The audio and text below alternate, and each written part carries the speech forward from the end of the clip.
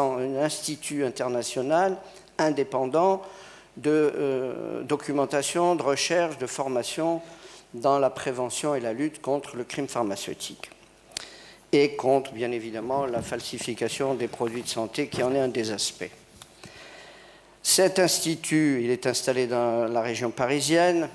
Il est sponsorisé pour son lancement par le groupe Sanofi-Aventis, puisque le groupe Sanofi-Aventis, comme tous les groupes pharmaceutiques qui, je le rappelle, sont réunis dans une association contre la contrefaçon qui s'appelle PSI. Donc, sponsorisé par ce groupe, j'en ai été nommé directeur. Et notre but, c'est bien sûr de faire une documentation aussi exhaustive que possible avec un site Internet de façon à rassembler une documentation abondante mais un peu éparse, mais surtout de procéder à de la formation. On a déjà, au mois de décembre, lancé une première session de formation qui a regroupé 25 stagiaires d'une quinzaine de pays. On a un programme très dense pour l'année 2011 et nous sommes en train de nouer des partenariats aussi bien publics que privés pour à la fois cofinancer nos actions, pour ne pas être dépendant d'un seul financeur et des financements, et aussi un partenariat, que ce soit avec le public, avec le privé. On en a déjà signé un, il y en a 3 ou 4 qui sont en cours de signature. C'est donc là, me semble-t-il, un excellent exemple de partenariat public-privé, puisque déjà ma propre personnalité fait que j'ai servi des deux côtés. Je n'ai pas trop eu le sentiment d'ailleurs que je remplissais des missions différentes. J'ai toujours eu le sentiment d'être au service du citoyen, que je sois d'un côté ou de l'autre de la barrière. Et secondement, je pense que ce partenariat, cet institut a l'ambition, des ambitions très fortes, il ne sera pas le seul. Et j'ai entendu un certain nombre d'interventions tout à l'heure qui me donnent envie d'aller plus loin dans la connaissance de ce que j'ai entendu.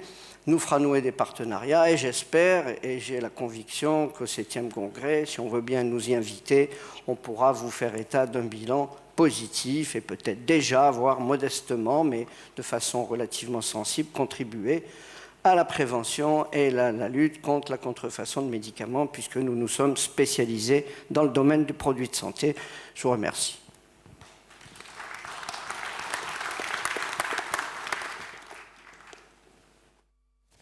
I'm going to stand back up because my microphone's gone AWOL. I've got a long list of questions. I'm conscious that we're running slightly out of time. Before I sort of ask any questions of the panel and start any debate, I just wanted to see if there was anybody in the audience that had a question that specifically relates to ways to increase funding or to increase efficiencies in partnerships. I think you've got one there.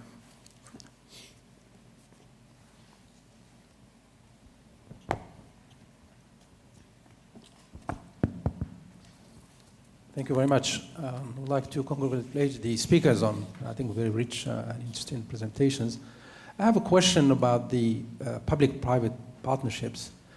Isn't there a possible conflict of interest having private enterprises funding enforcement work? And if it is or it isn't, how is this handled in a way that normally it is expected of the public enforcement agencies to be paid over taxpayers' money. But if private sector is funding certain activities where they are party to the interest, this might raise questions about the impartiality of enforcement. Thank you. Thank you for that question. It's a very important question, and I think the overarching consideration, well, several actually, but one is that it's quite clear that if collectively we're going to address this problem, we can't do it alone. So we need to come up with some way of overcoming those barriers. But we also need to be conscious of exactly the points you're talking about. What's appropriate? In what circumstances can we take money from the private sector? In what is an appropriate way of us working in a way that doesn't favour one company over another?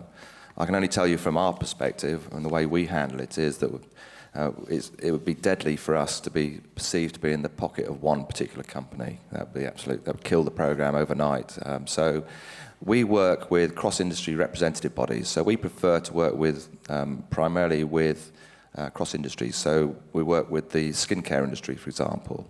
We'll work with the tobacco industry. We'll work with the alcoholic beverages industry. We'll work with cross-industry representative bodies. And so that's our primary strategic interface with the various industry sectors.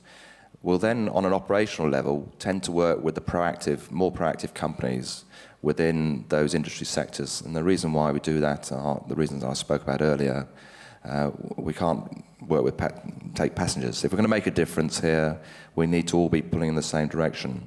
But again, you need to have that ability to recognise a situation that compromises you or the organisation and have that ability to say no. And I think provided that you bear that in mind, from an international organisation perspective, we have a lot more freedom perhaps than individual countries and national administrations. Because I know some police forces cannot take money or cannot make use of these added benefits that we can derive from working together. So I think you need to look at the situation in the round. You need to identify the intervention points that has collective success for as many different industry sectors as possible. And from an Interpol perspective, by focusing on the transnational organised criminals and not the commodities, that's how we're able to work with a broad cross-section of industries. If I could just amplify that last comment of John's, the people who are involved in IP crime engage in general criminality usually. And I had an experience in North Carolina where the people we were investigating on behalf of rights holders are also involved in weapons trading and the like. And so we worked with FBI to conduct raids in Charlotte, which benefited us, the rights holder, and benefited the public authorities. So because organised crime is involved in counterfeiting and piracy, there's this public order concern, and the public order authorities have got no difficulties in conducting raids that may incidentally benefit private rights holders.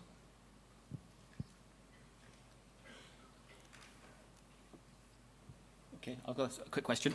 John, you obviously mentioned earlier on there are some challenges even when you're offering sort of training, getting budget, and obviously that means that your efficiencies are very important.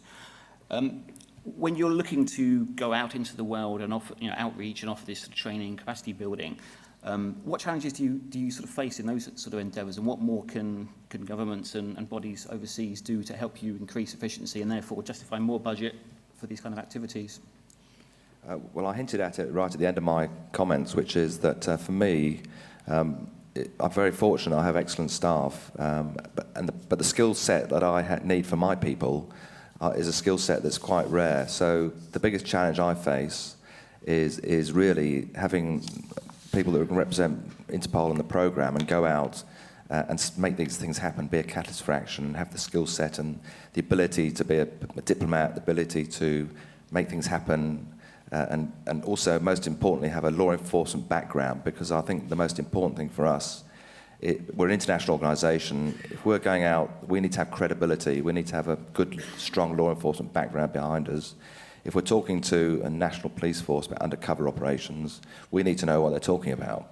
So that's my biggest problem, is actually having sufficient people to do this and people with the correct skill set, and that's my area of weakness, if you like. Okay, I think we've got about 1 minute left, so I just wanted to sort of see if there's anything we hadn't discussed that the panel felt was important to bring up on this sort of subject.